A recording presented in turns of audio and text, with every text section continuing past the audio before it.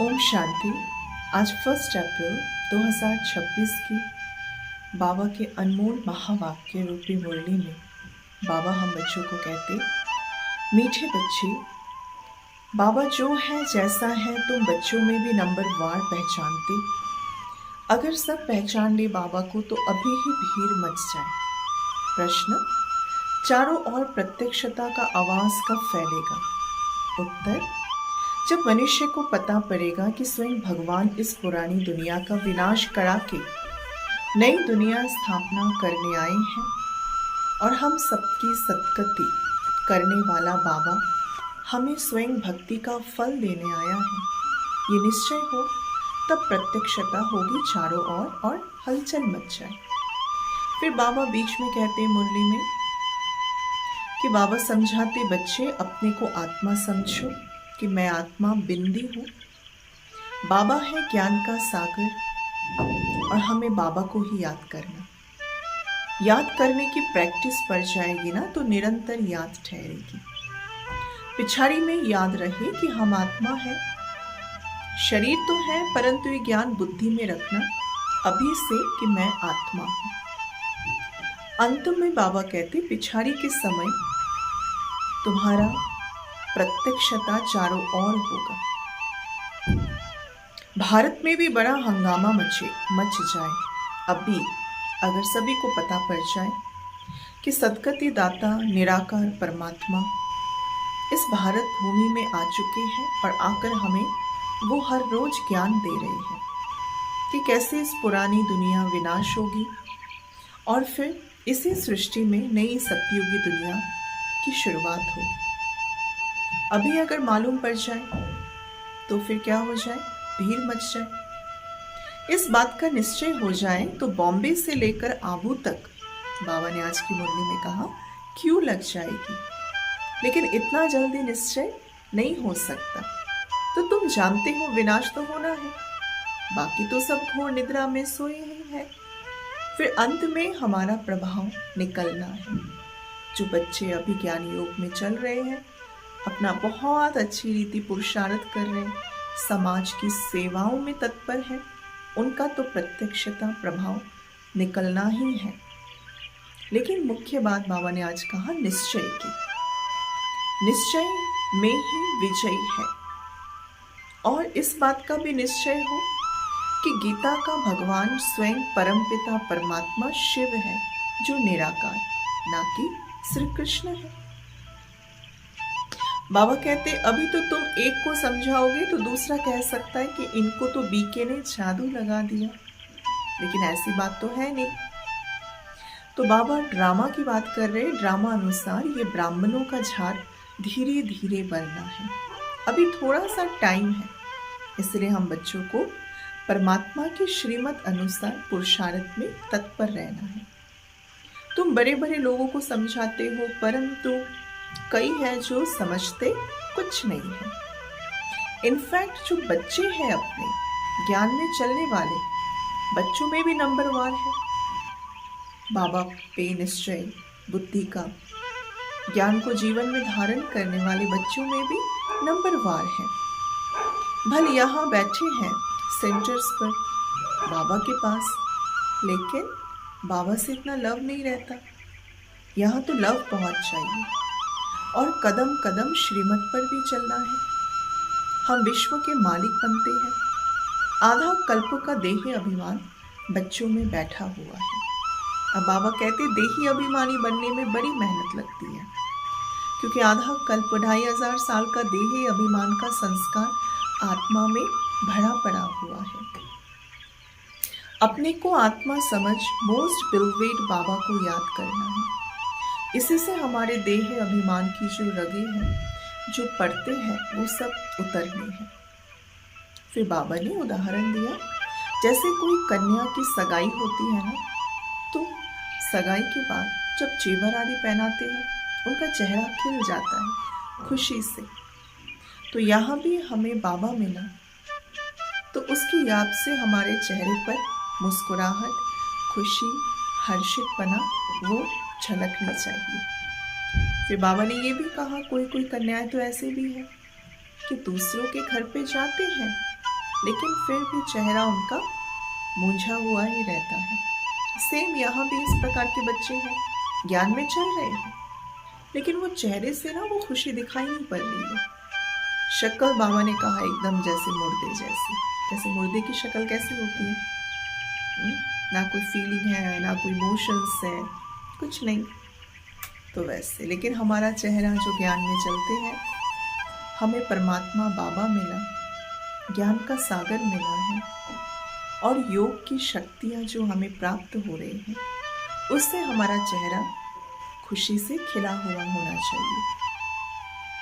फिर बाबा कहते तुम्हें बाप का परिचय अपने तक सीमित नहीं रखना है, दूसरों को भी बाप का परिचय जरूर देना है। बाबा आया है वर्षा देने, है ना, और वो वर्षे का पहला हकदार है लक्ष्मी नारायण। यानी लक्ष्मी नारायण बनने से पहले अपने पूर्व जन्म में ऐसे कर्म किए जिस कारण उन्हें फल विश्व का वो मालिक बने।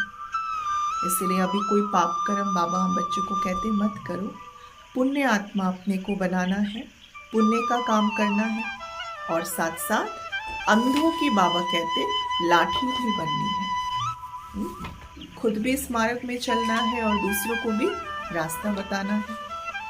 साथ में बाबा कह रहे हैं देखो, शिव जयंती जब मनाते हैं तो गीता जयंती भी होती है, श्री कृष्ण जयंती भी होती है। अब हम जानते हैं कि बेगर से हमें प्रिंस बनना है। श्री कृष्ण तो सतयुग का पहला प्रिंस था और वो थी वाइसलेस दुनिया। तो परमात्मा शिव इस समय आ चुके हैं और आकर वो 3 धर्म की स्थापना कर रहे हैं। ब्राह्मण धर्म जो अभी है संगम पे, हम ब्रह्मा कुमार कुमारियाँ, फिर हम ही आत्माएं देवता धर्म में आते हैं सतयुग में, फिर हम ही त्रेता युग में क्षत्रिय धर्म में आते हैं। तो बाबा 2500 साल के लिए एक ही बार आकर ये 3 धर्म का स्थापना कर देते हैं। बाकी दुनिया में मुख्य 4 धर्म हैं, इस्लामिज्म, बुद्धिज्म, क्रिश्चियनिज्म और डिटीज्म। डिटीज्म अर्थात देवताई धर्म, लेकिन देवी देवता तो अभी है नहीं, क्योंकि अभी धर्म भ्रष्ट कर्म भ्रष्ट हो चुके हैं। तो अपने को कोई कैसे कहला सकते कि मैं देवी हूँ, मैं देवता हूँ, क्योंकि कितने भ्रष्टाचारी बन चुके हैं।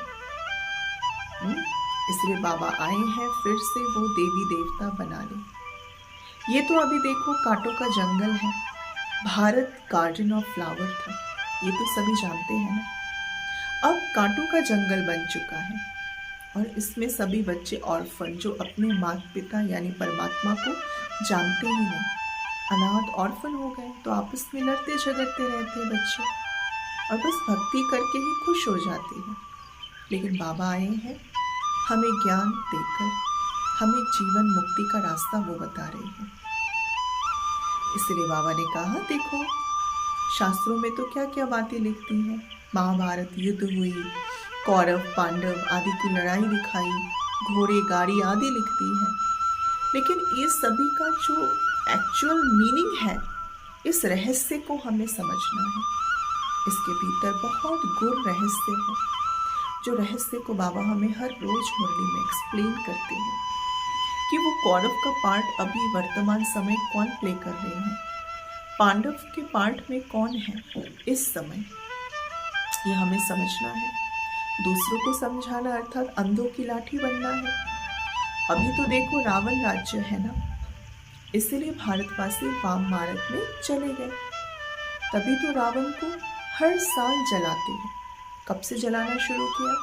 जब भारतवासी वाम मार्ग में गए, क्योंकि पहले तो यही भारतवासी देवी देवता थे, सोने की चिड़िया थी हमारा भारत।